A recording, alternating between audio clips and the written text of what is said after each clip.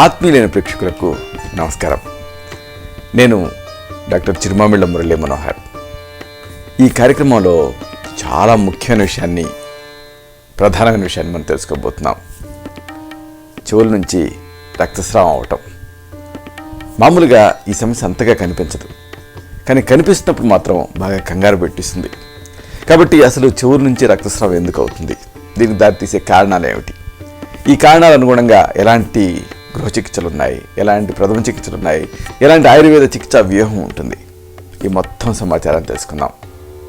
ఇలాగా చెవి నుంచి రక్తస్రావం అవుతున్నప్పుడు ముందు మిమ్మల్ని మీరు కొన్ని ప్రశ్నలని ప్రశ్నించుకోవాలి. వాటికి సమాధానాలు వస్తాయి. ఆ సమాధానాలే ఈ చెవి నుంచి రక్తం కారటం అన్న లక్షణానికి కారణాలు. వాటికి అనుగుణంగా జాగ్రత్తలు తీసుకోవాలి. ముఖ్యంగా ఈ చెవి నుంచి రక్తస్రావం అవుతున్నప్పుడు ఈ చెవి తిమ్మె దీన్ని ఒకవేళ మీరు టచ్ చేసినా లేకపోతే ఇలాగా లాగినా బాగా నొప్పిగా అనిపిస్తుందా అనేది అబ్జర్వ్ చేయండి. రక్తస్రావం అవుతున్నప్పుడు ఒకవేళ టచ్ చేసినా లేకపోతే దాన్ని ఇలా కొద్దిగా లాగినా బాగా సివియర్ పెయిన్ ఉంటుందా ఈ రక్తస్రావంతో పాటు అనేది అబ్జర్వ్ చేయండి. ఒకవేళ అలా కనుక జరుగుతూ ఉంటే అప్పుడు దానికి కారణం ఏమై ఉండొచ్చు అంటే సెగగడ్డలు అయి ఉండొచ్చు, బాయిల్స్ అయి ఉండొచ్చు. అలాగే మరొక విషయం, ఈ చెవి ఉంటుంది కదా, ఈ చెవి లోపల బాగా దురదగా ఉంటుందా అనేది అబ్జర్వ్ చేయండి. ఈ చెవి నుంచి రక్తస్రావం అవుతున్నప్పుడు అంటే ఇలాగా బాగా లోపలికి వేలు జొనిపి దాన్ని ఆ దురదని తగ్గించుకోవాల్సిన అవసరం ఉంటుందా, లేకపోతే గట్టిగా అనాల్సి వస్తుందా, అంటే లోపల ఏమన్నా దురద ఉందా అనేది అబ్జర్వ్ చేయండి చెవి నుంచి రక్తస్రావం అవుతున్నప్పుడు. ఒకవేళ అలాగా దురద ఏమన్నా ఉంటే అప్పుడు దానికి కారణం ఏమై ఉండొచ్చు అంటే కర్పాణి అయి ఉండొచ్చు, ఎగ్జిమా. ఇక మరొక విషయం, రక్తం కనిపించే ముందు తీవ్రమైనటువంటి చెవి పోటు వచ్చిందా అనేది అబ్జర్వ్ చేయండి. అంటే చెవి నుంచి ఇలాగ రక్తస్రావం అవుతున్నప్పుడు దానికంటే ముందు బాగా తీవ్ర స్థాయిలో ఏమన్నా ఈ అటాలజీ అంటారు, అంటే చెవి పోటు ఏమన్నా వచ్చిందా అనేది అబ్జర్వ్ చేయండి. ఒకవేళ అలా వచ్చి ఉండి ఆ తర్వాత ఈ చెవి నుంచి రక్తస్రావం అయి ఉంటే దానికి కారణం హఠాత్తుగా చెవికి ఏదైనా ఇన్ఫెక్షన్ సోకటం అయి ఉండొచ్చు, అంటే ఎక్యూట్ ఓటైటిస్ అయి ఉండొచ్చు. అలాగే మరొక విషయం, మీరు ఈ మధ్య ఈ లౌడ్ స్పీకర్లోంచి వచ్చే పెద్ద శబ్దాలని బాగా దగ్గర నుంచి విన్నారా? ఈ మధ్య ఈ డీజే నైట్లు ఇలాంటివి జరుగుతున్నాయి. మామూలు స్థాయి శబ్దాలు కాదు, అవి విపరీతమైన శబ్దాలు. కానీ ఒక్కోసారి కొంతమంది తెలియదు. అలాగే మీరు ఏమన్నా విన్నారా? ఆ తర్వాత ఈ చెవి నుంచి ఏమన్నా రక్తస్రావం అయిందా అనేది ఒక్కసారి వెనక్కి వెళ్ళి మీరు ఆలోచించుకోండి. ఒకవేళ అలా కనుక జరిగి ఉంటే అప్పుడు ఈ చెవి నుంచి రక్తస్రావం అవడానికి కారణం కర్ణబేరు పగలటం అయి ఉండొచ్చు. వైద్య పరిభాషలో పర్ఫరేటెడ్ ఇయర్ డ్రమ్ అంటాం. ఇక మరొక విషయం, తలకు ఏమైనా దెబ్బ తగిలిందా అనేది అబ్జర్వ్ చేయండి చెవి నుంచి రక్తస్రావం అవుతున్నప్పుడు. అప్పుడు దానికి కారణం ఏమై ఉండొచ్చు అంటే ఈ బ్రెయిన్కి దెబ్బ తగలటం అయి ఉండొచ్చు, హెడ్ ఇంజరీ అయి ఉండొచ్చు. ఇలాగా మిమ్మల్ని మీరు ప్రశ్నించుకోవడం ద్వారా కారణాలు బోధపడతాయి. వాటికి అనుగుణంగా జాగ్రత్తలు తీసుకోవచ్చు. ఎందుకంటే చెప్పుకున్నాం కదా, ఈ చెవి నుంచి రక్తస్రావం అవటం అనేది అరుదు, కానీ జరిగినప్పుడు మాత్రం మహా కంగారు అనిపిస్తుంది. దీని గురించి పెద్దగా ఎవరికి అవగాహన ఉండదు. ఎప్పుడైనా ఎవరికైనా చెవి నుంచి 1-2 చుక్కలు రక్తస్రావం అవుతూ ఉంటాయి, కానీ దాని గురించి ఆందోళన చెందాల్సినటువంటి పని లేదు. చెవి లోపల మార్గాన్ని చుట్టూ ఉండేటువంటి చర్మం ఇరిటేట్ అయినప్పుడు ఇలాగ జరిగే అవకాశం ఉంటుంది. అయితే చెవి నుంచి ఎక్కువ మొత్తాల్లో రక్తస్రావం అవుతుంటే మాత్రం దాన్ని అంత తేలిగ్గా ఎప్పుడు తీసుకోకండి. ప్రమాదకరమైనటువంటి స్థితుల్లో ఇలా జరుగుతుంది. చెవి నుంచి రక్తస్రావం అవుతున్నప్పుడు దాని తీవ్రతని అంచనా వేయటానికి లేదా దానికి దారితీసే కారణాన్ని మనం కనుక్కోవటం అనేది అవసరం. దానికి కొంత విశ్లేషణ అనేది అవసరం మీకు. ఉదాహరణకు ఈ చెవి నుంచి రక్తస్రావం అవుతున్నప్పుడు ఏమిటి ప్రధాన కారణాలు వరుసగా తెలుసుకుందాం. ముఖ్యమైన కారణం చెప్పుకున్నాం కదా, సెగగడ్డలు, బాయిల్స్. చెవి మార్గాన్ని ఇయర్ కెనాల్ అంటాం వైద్య పరిభాషలో. ఈ ఇయర్ కెనాల్ని ఒక చర్మపు పొర చుట్టూ ఉంటుంది. ఇది చాలా అవుట్ స్ట్రెచ్డ్గా, చాలా బిగుతుగా ఉంటుంది, చాలా బిగుతుగా టైట్గా అమరు ఉంటుంది. ఇక్కడ ఏదైనా చిన్న కురుపు లాంటివి తయారైందనుకోండి, అప్పుడు దానిలో ఉండేటటువంటి ద్రవాంశం లోపలికి వెళ్ళడానికి స్థలం ఉండదు కాబట్టి బయటకు పోవడానికి వీలు కూడా ఉండదు కాబట్టి తీవ్రమైనటువంటి చెవి నొప్పి వస్తుంది. ఇది పగిలిందనుకోండి, అప్పుడు 4-5 రక్తపు చుక్కలు కనిపించవచ్చు. దీనికి చిన్నపాటి చికిత్సలు అవసరం అవుతాయి. అంటే చిన్నగా శస్త్రచికిత్స చేసి లోపల ఉండేటువంటి చీమును తొలగించాల్సి ఉంటుంది. అయితే కొన్నిసార్లు దీనికి మంచి గృహ చికిత్సలు ఉన్నాయి, ఈ ప్రథమ చికిత్సలా పనిచేస్తాయి. సొంటి పొడి, అలాగే ఇంగువ ముద్దగా నూరండి. రోజుకి 2 సార్లు దీన్ని ఆ స్థానికంగా పట్టులాగా వేయాలి. దీంతో ఈ చీమగడ్డ పగులుతుంది. ఇలాంటిది మరొక గృహ చికిత్స, ఈ యాబ్సెస్ని తగ్గించే చికిత్స. రేగు ఉంటుంది కదా, రేగు ఆకుని ఒక పిడికడు మెత్తగా నూరండి, ఉడికించండి, పైన పొట్లా వేసుకోండి. అప్పుడు లోపల ఉండే యాబ్సెస్ కరుగుతుంది. ఇలాంటిది మరొక చికిత్స. రణపాల ఆకులు, వీటిని వేడి చేసి పైకి కడితే కూడా ఉపయోగం ఉంటుంది. ఇలాంటిది మరొక చికిత్స, యాబ్సెస్ని తగ్గించే చికిత్స. పసుపుకి తులసి ఆకులు కలపండి, ముద్దగా నూరండి, పైన పొట్టేయండి. పసుపు తులసి ఆకులు మంచి కాంబినేషన్. దీన్ని లోపలికి కూడా కుంకుడు గింజంతా తీసుకుంటూ ఉంటే ఇలా రికరెంట్గా ఈ బాయిల్స్ అవ్వకుండా ఉంటాయి. ఎందుకంటే ఇది ఒక హెయిర్ ఫాలికల్ ఇన్ఫెక్షన్, దాంతో ఇమ్యూనిటీ పెరుగుతుంది దీంతో.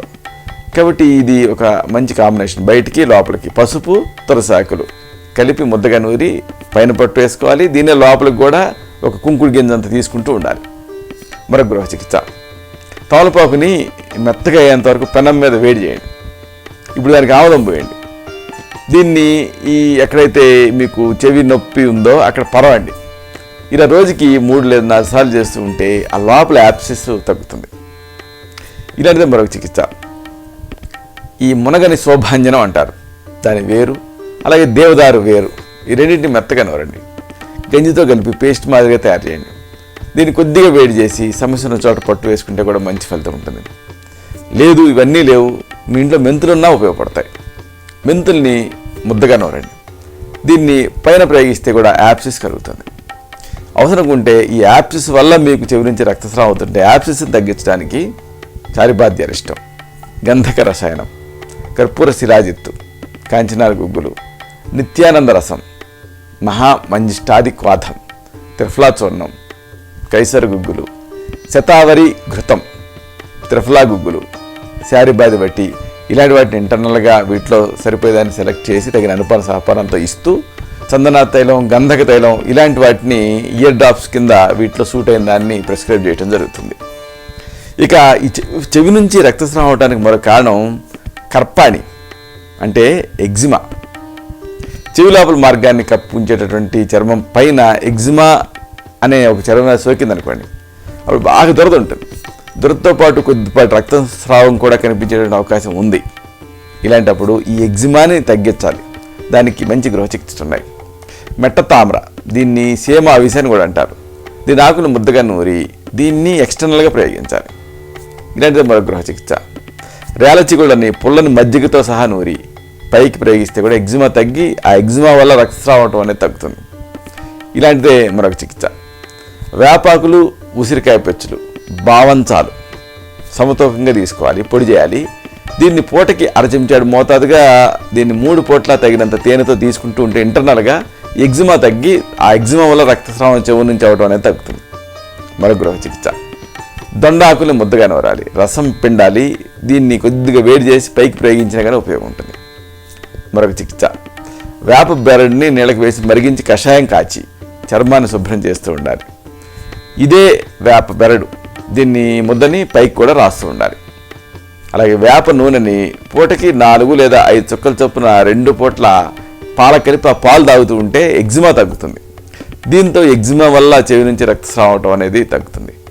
అవసరమైతే ఎగ్జిమాను తగ్గించడానికి ఆరోగ్యవర్ధిని వటి, పంచతిక్త గుగ్గులు ఘృతం, మహామంజిష్టాది కషాయం, గంధక రసాయనం, పంచనింబాది చూర్ణం ఇలాంటి వాటిని లోపలికి ఇస్తూ ఎక్స్టర్నల్గా క్షారతైలం ఇలాంటి వాటిని ప్రిస్క్రైబ్ చేయటం జరుగుతుంది. ఇక ఈ రక్తస్రావం అవుతున్నప్పుడు చెవి నుంచి హఠాత్తుగా చెవికి ఇన్ఫెక్షన్ సోకటం అనే దాని గురించి కూడా ఆలోచించాలి. Acute otitis. కొన్ని సందర్భాలలో ఉన్నటువంటి మొదలయ్యేటటువంటి ఇన్ఫెక్షన్లు కర్ణభేరిని ఛిద్రం చేస్తాయి, రంధ్రం చేస్తాయి. దాంతో రక్తస్రావం అనేది అవుతుంది. కాబట్టి హఠాత్తుగా ఇన్ఫెక్షన్లు మొదలవటం అనేది ఈ రక్తస్రావానికి ఒక కారణం. ముఖ్యంగా పిల్లల్లో ఇలాగా ఈ సమస్య ఎక్కువగా కనిపిస్తూ ఉంటుంది. కర్ణభేరిలో రంధ్రం ఏర్పడింది కదా, ఈ ఏర్పడిన రంధ్రం చిన్నదైతే దాని అంతా అదే పూడిపోతుంది, మానిపోతుంది. రంధ్రం త్వరగా మానాలి, ఒక్కోసారి పెద్దగా ఉంటే. అప్పుడు దానికి గుగ్గిలంతో ధూపనం అంటే ఏంటంటే పొగ వేస్తాం. దీంతో అది త్వరగా తగ్గుతుంది. చెవిలో ఈ రంధ్రం పడినప్పుడు ఎలాంటి పరిస్థితుల్లో కూడా లోపలికి ఏవి వేయకూడదు. అంటే ఈ ఫ్లూయిడ్స్ కానీ లేకపోతే ఇలాంటి నీళ్లు కానీ ఇలాంటివి పోయకూడదు. ఏ రూపంలో అయినా పోయకూడదు. అప్పుడు ఏం జరుగుతుంది అంటే ఆ రంధ్రం ద్వారా అవి లోపలికి వెళ్తాయి. ఇంటర్నల్ ఇయర్లోకి మిడిల్ ఇయర్లోకి ప్రవేశించి అక్కడ కొత్త సమస్యను సృష్టించే అవకాశం ఉంటుంది.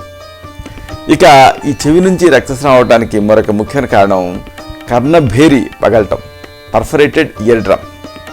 పెద్ద పెద్ద భారీ శబ్దాలను కానీ, విస్ఫోటనాలను కానీ, లౌడ్ స్పీకర్ల నుంచి వచ్చే శబ్దాలు కానీ, డీజే నైట్లలో వినే శబ్దాలు కానీ, లేకపోతే స్విమ్మింగ్ పూల్లో డైవ్ చేయటం ఇలాంటి వాటికల్లో కానీ, లేకపోతే విమానయానం చేయటం అంటే ల్యాండింగ్ టైంలో ఇలాంటి కారణాలతో ఏం జరుగుతుంది, కర్ణభేరికి రెండు పక్కల ఉండే ఒత్తిడిలో మార్పు వస్తుంది. దాంతో ఏమవుతుంది, టప్ అని లోపలికి లాగుతుంది కదా, కర్ణభేరి పగులుతుంది. పగలడం వల్ల రక్తస్రావం అయ్యే అవకాశం ఉంది చెవి నుంచి. ఇక్కడ ఒక ముఖ్యమైన ఆయుర్వేదిక్ కాన్సెప్ట్ చెప్పాలి. ఆయుర్వేదం వ్యాధులు కలగటానికి కారణాలని చెప్పింది, తెలియజేస్తూ అయోగం, అతియోగం, మిథ్యాయోగం అనే వాటి గురించి ముఖ్యంగా ప్రముఖంగా చెప్తుంది. అతియోగం అంటే ఏంటంటే దేన్నైనా అతిగా చేయటం. ఇప్పుడు మామూలుగా మనం శబ్దాలు వినాలి, కానీ పెద్ద శబ్దాలు వింటే అప్పుడు అనేక ఇక్కట్లు వస్తాయి. అలాంటి ఇక్కట్లలో ఈ చెవి నుంచి రక్తం కావటం ఒకటి. కాబట్టి ఈ కారణాలను బట్టి జాగ్రత్తలు తీసుకోవాలి. అవసరమైతే ఈ సెకండరీ ఇన్ఫెక్షన్ వస్తుంది ఇలా పగిలినప్పుడు, అప్పుడు గుగ్గులుని ధూపం కింద వేయాల్సి ఉంటుంది. అలాగే బిల్వతైలం ఇలాంటి వాటిని డ్రాప్స్ కింద సూచించాల్సి ఉంటుంది. ఇక ఈ చెవి నుంచి రక్తం కావటానికి మరొక కారణం మెదడుకి దెబ్బ తగలటం అంటే హెడ్ ఇంజరీ. తలకి బలమైన దెబ్బ తగిలింది అనుకోండి, లేదా తల ఎముకలు ఫ్రాక్చర్ అనుకోండి దెబ్బ వల్ల, అప్పుడు చెవుల నుంచి విపరీతంగా రక్తస్రావం అయ్యేటువంటి అవకాశం ఉంటుంది. ఎందుకు ఇలా జరుగుతుంది అంటే లోపల ప్రెషర్ తగ్గించడానికి ఈ ప్రెషరు ఈ రక్తస్రావ రూపంలో చెవి నుంచి బయటకు వస్తుంది. దీన్ని అనుసరించి స్పృహ కూడా తప్పవచ్చు. ఇలా జరిగినప్పుడు ఏమాత్రం ఆలస్యం చేయకూడదు, వైద్య సహాయం దీంట్లో తప్పనిసరి. చూసారా, ఇలాగా చెవి నుంచి రక్తస్రావం అవడం అనేది అరుదు, కానీ జరిగినప్పుడు కంగారు పడకూడదు. పాయింట్ వైజ్గా విశ్లేషించుకోవాలి. దానికి కారణాలు బోధపడతాయి, వాటికి అనుగుణంగా మీరు ప్రథమ చికిత్సలు తీసుకోవచ్చు, అవసరం అనుకుంటే వైద్య సహాయం పొందవచ్చు. దీనికి ఈ సమస్య క్రానిక్గా బాధిస్తున్నప్పుడు మాత్రం ఆయుర్వేద ఔషధాలు చాలా చక్కగా పనిచేసే ఉన్నాయి. వీటిని మీ నాడిని బట్టి, మీ తత్వాన్ని బట్టి పరీక్ష చేసి తగిన అనుపాన సహపానాలతో ఇవ్వాల్సి ఉంటుంది. అప్పుడు ఈ లక్షణం అంటే చెవి నుంచి రక్తస్రావం అవటం, దానికి దారితీసే కారణాలు, వీటిని పూర్తిగా తగ్గించుకోవచ్చు. ఇలాంటి మరొక ఆసక్తికరమైన విషయాన్ని తిరిగి ఇదే కార్యక్రమాల పరంపరలో మనం కలుసుకున్నప్పుడు సవివరంగా, శాస్త్రీయంగా, సమగ్రంగా తెలుసుకుందాం. శతం జీవ శరదో వర్ధమానః, శతం హేమంతాన్ శతం వసంతాన్.